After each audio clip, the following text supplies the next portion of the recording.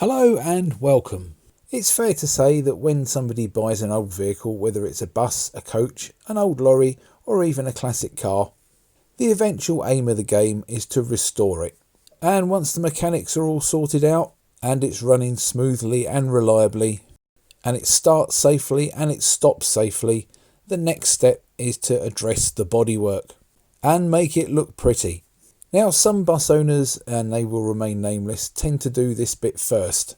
It's a bit like those people that rescue a bus and the first thing they do is put a destination blind in it, even though it's got no windows, hardly any seats, and it's sitting on 6 flat tyres.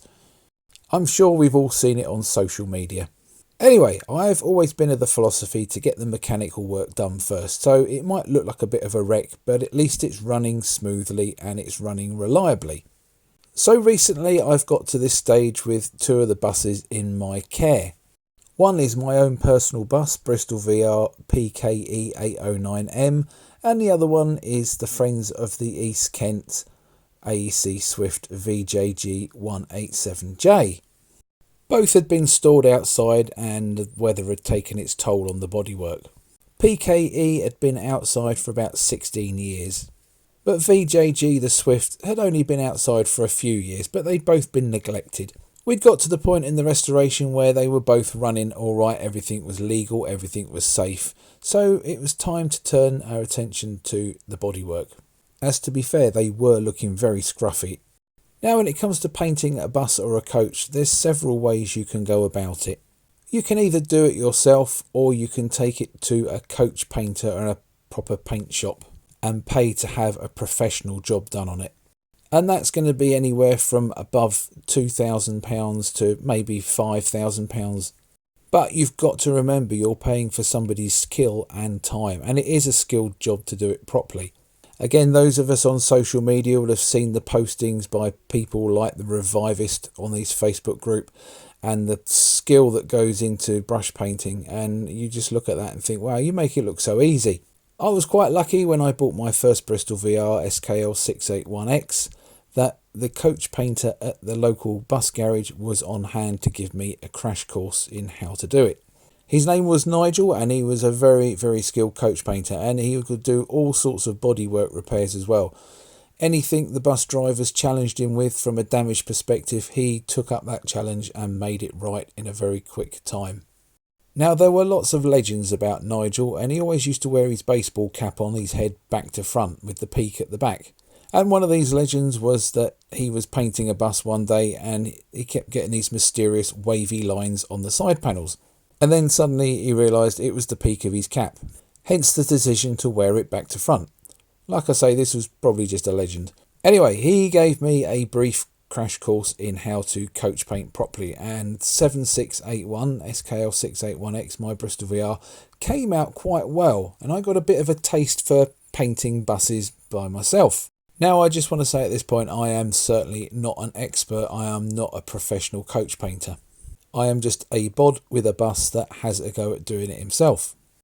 But apart from teaching me how to brush paint, Nigel also said that you can use rollers to paint buses, and that it is actually easier than brush painting. At this, my ears pricked up. And whilst the near side of 7681 was painted with brush, the offside was painted with roller, and quite a few people thought it had been sprayed. So now the gloss roller is my weapon of choice when it comes to applying both undercoat and top coat. Now when you do come to do it yourself, make sure the preparation is good. That's the key word to it. Get everything nice and smooth, keep everything nice and clean, and you should be all right. Put the undercoat on nice and thick. You're going to be sanding it back anyway. For PKE 809M pictured here, I was using Leyland undercoat, which is rather ironic considering she's a Bristol. I don't thin the undercoat, I just put it on as it comes out the tin. And as I said, I roller this and it goes on nice and smooth, but it gives very good coverage. Now you would probably need at least 2 coats. And just putting it in perspective, if you buy Leyland undercoat, it's 5 litres and it's around the £25–30 mark for that. While the AEC Swift was painted in a proper coach paint red oxide primer. And this was £50 for 5 litres. Both buses will be painted in coach enamel and you can expect to pay anywhere from £60 to £80, maybe sometimes even more, for 5 litres of coach enamel to the colour of your choice. The Swift has already had several coats of top coat put on and she's off into National Bus Company Poppy Red. And 1 5 litre tin has already been used, but she will need a couple of more coats to bring the colour right out and make it nice and even.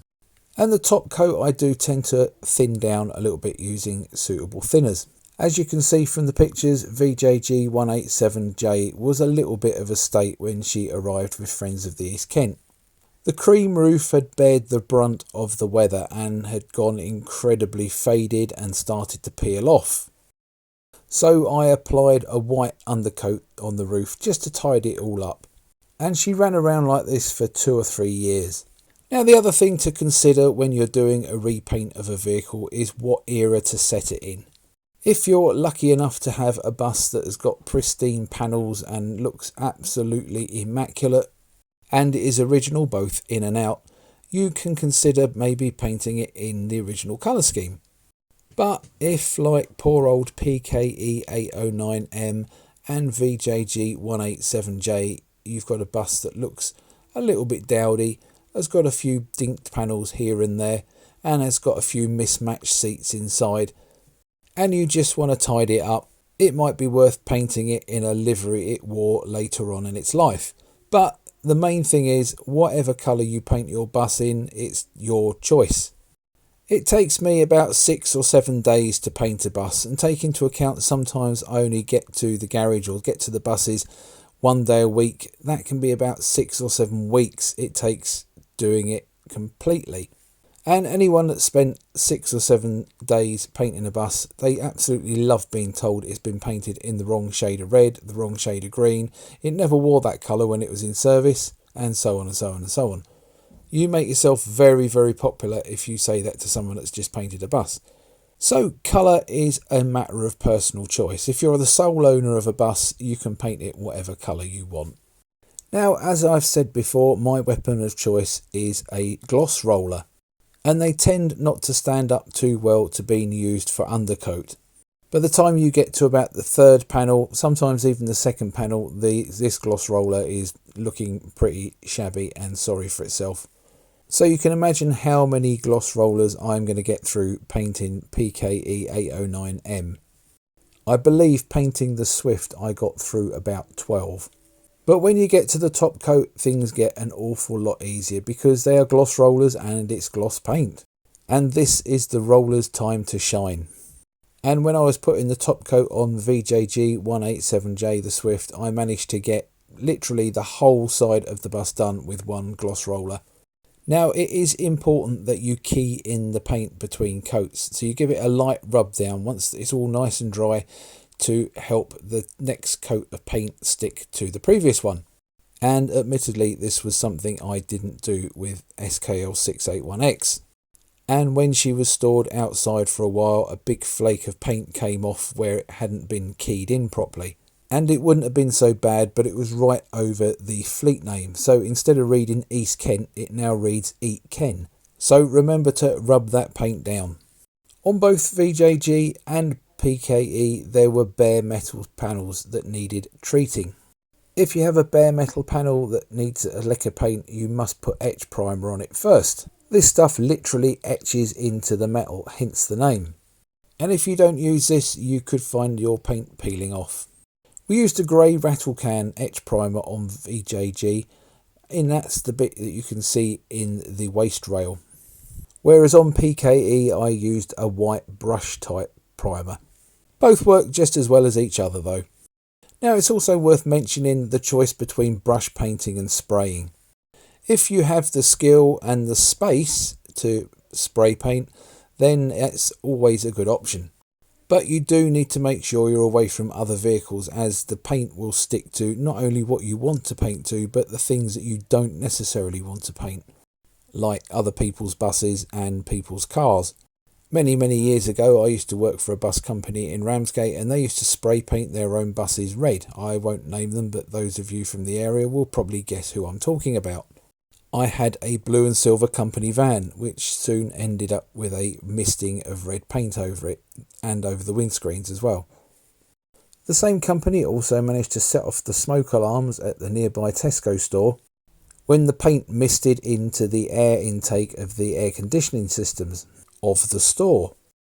After this, it was then discovered that the paint had covered the sensors, dried and made them inoperative, which was really great. So if you're going to spray, you will need access to a booth. Now a booth will give you ventilation and really good lighting, and that's something you need irrespective of whether you're spraying or hand painting. Good lighting lets you see all the blemishes in the paintwork before they dry, and it means that you can work them out and make it all look good. Whereas good ventilation, that kind of speaks for itself. If you don't want to end up speaking like Sparky's Magic Piano, you don't really need to be breathing in paint fumes. Now I mentioned a little while ago about choice of livery, and as I said previously, it's a very individual choice, but it's worth considering where your vehicle will live. PKE 809M will be living outside for the next few years, and brighter colours such as National Bus Company Green and National Bus Company Red do fade a lot when they're exposed to light. And I've noticed that the blue on my Leyland Leopard has started to go off a little bit too.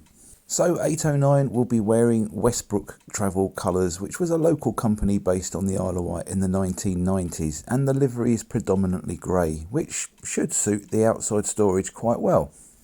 And if you do decide to go down the professional route and get it done by a paint shop, make sure that you check out their previous work. I have seen some so-called professional repaints that are absolutely awful. They've got overspray on the chrome trim, and they've tried painting the chrome trim with silver hammerite to hide this. There's runs in the paint and all sorts. And the sort of money that you pay for a professional repaint, you want it to be right. And remember as well that when I'm talking about these repaints, I'm just on about the repaints you do just to tidy up a vehicle short term. There's no substitute for replacing the wonky panels, fabricating new skirt panels and making it all look good and proper. But I think the motto here is never to be afraid of having a go at something yourself. I hope you enjoyed this video and found it quite interesting. If you did, please like and share it. And please consider subscribing to my channel, as you will be notified when I release videos in this series. And talking of which, don't forget to take a look at the other videos on my channel. There's all sorts of bits and pieces there which will appeal to bus enthusiasts of good taste like yourself.